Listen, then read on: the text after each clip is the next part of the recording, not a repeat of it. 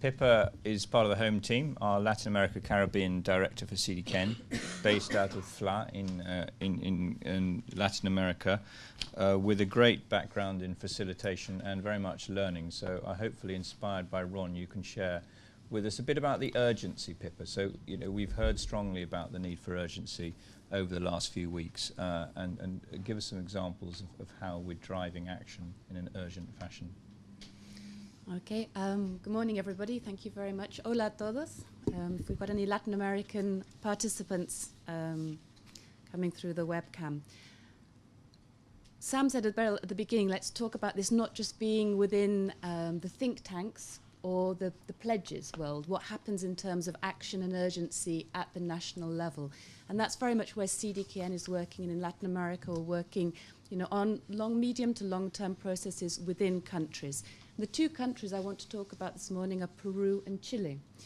Now, I want to look at the issues around climate governance and basically the dirty stuff. What happens when you really get down dirty at the national level to say, how do we get action beyond pledges? At the international level, both Peru and Chile around Copenhagen decided that they would act early to be part of a high ambition agenda. And if they did that, what were the drivers around that? The drivers were getting in there early, competitiveness, and international finance, accessing it very early. Chile, this helped them with moving into OECD, which happened in 2010, and now they're looking at their green growth, which again internationally is being driven by OECD. And Peru really did get access to mitigation funding quite quickly. That was at the international level. Now, as Bangladesh, and as Susanna said, these are countries with very, very low emissions. Chile, 0.2% of emissions. But when they started looking at the projections of those emissions, Chile, in a 16-year period, is over 232% increase in its emissions to 2006. And the projections in the key sector, which is energy, is a continual upward curve. And that's principally out of various industries, but mainly mining, and in Chile, copper mining. And China has contracted within Chile almost all of the reserves in Chile for copper, because it wants to electrify 220 cities in China. Part of China's green growth strategy and electrification. Now, the impact in Chile is, how do you get that copper out of the ground when it's just faced a natural gas crisis because there was no more gas? So their energy options are towards fossil fuels. All of their gas was coming imported into Chile. And that stopped. The tap was turned off. There's a massive national crisis. And so now they're looking in Chile as fossil fuels. What are the options to fossil fuels when they need to get the copper out of the ground? To get that, they need the water. The major deposits are in the north of Chile, which is in the desert. So there's no water. So they have to desalinize the water using fossil fuels to get the rest of the reserves out. So this story about how their development pathway will be linked to mining, linked to the demand on energy within that Chile. But Chile said in Copenhagen afterwards, we will reduce by 20% economy-wide our emissions, and that will be within the energy sector. So when that came down to the national level and saying, what are the drivers at national level to actually comply with that when they have all of these development imperatives to actually opportunities now within the extractive industry? Well, first of all, they looked at it and they said, how do we comply? Quickly, the ministry looked around and started identifying actions that were already happening that could have an emissions tag, a reduction of emissions tag across all sectors. Secondly, they then said, okay, in energy, what can we look at? And there was a piece of work done with the think tanks that looked at 2020 targets. This was the slogan, 2020, 20% reductions by 2020 in the energy sector. So it looked at them, it looked at 2020 and 2030, and looked at what was needed in terms of reduction and efficiency within the energy sector. Now, Chile, like Peru, is basically market economy with very, very light touch regulatory from the government sector. Policy within the energy sector at this time in 2010 was a dirty word. The government doesn't do that. It provides the incentives in a tributary way for the private sector action. So they looked at it, and what was coming out of the think tanks and out of civil society activism around the energy agenda was reduction, change of the energy matrix, and efficiency. What they looked at is, with the creation of a major new hydroelectric in the south of Chile and Patagonia, they could achieve 20% reduction by 2020. And that was the decision. Now, when the civil society reacted to this and said, that will only take us to 2020. By 2030, that will no longer have any impact, because our growth trajectory in terms of energy demand goes way beyond. The science was trounced, and this was trashed as environmental activists against development. But we have complied with our international pledges. On the Peruvian side, what the Peruvians said was, we will have zero net deforestation, emissions from deforestation in our primary forests, which are protected areas. They had a solid protected area system, so in a way they could say, we're working towards that. But when also mineral and oil extraction now within Peru is also a key part of the development agenda, they need to get access to some of those primary forests as well and deforest to be able to get the minerals out of the ground. When the discussion around with that was, we can't touch those primary forests, again it was trounced as environmental activists against development.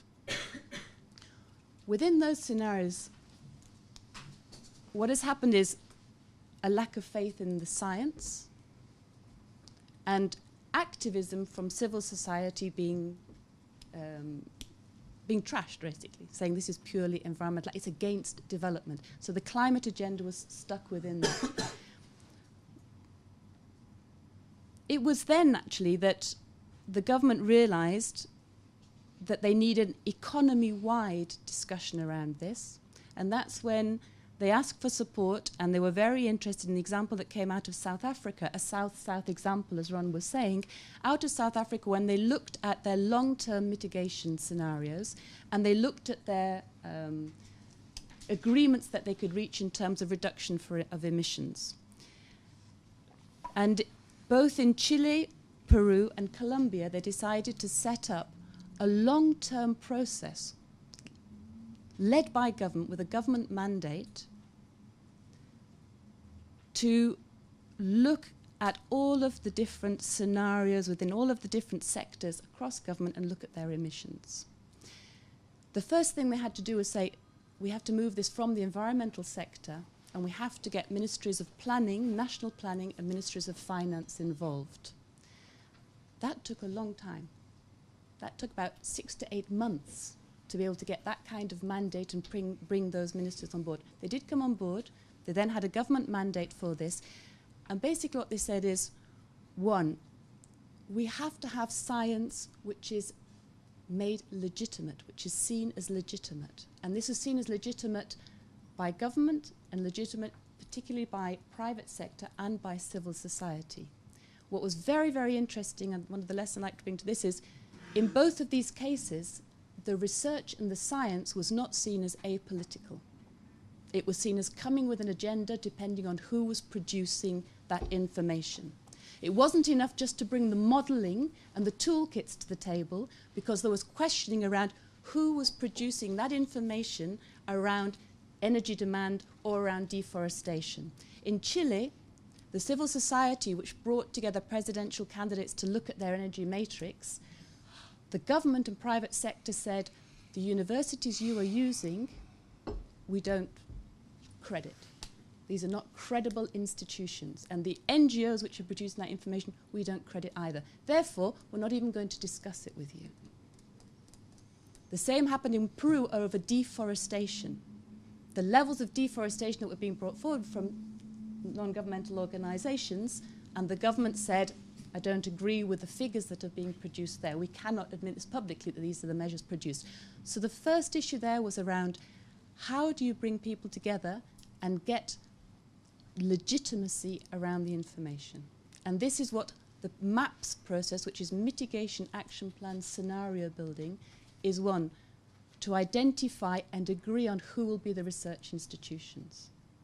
All of the actors agreeing.